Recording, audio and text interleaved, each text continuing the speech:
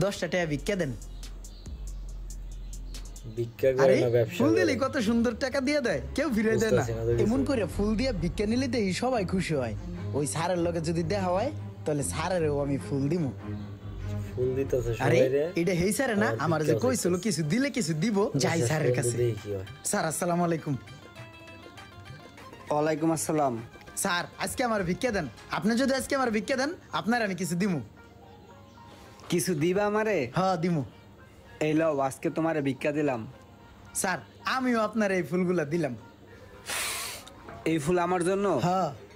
এই যে আমি তোমাকে টাকা দিলাম, তার বিনিময়ে যে তুমি আমাকে ফুল দিলা, এটা কি হইলো? এটা এক তোমার আমার ধরনের ভিতরে ব্যবসা, একটা কোনো লেনদেন ভিক্ষা না। হইলো।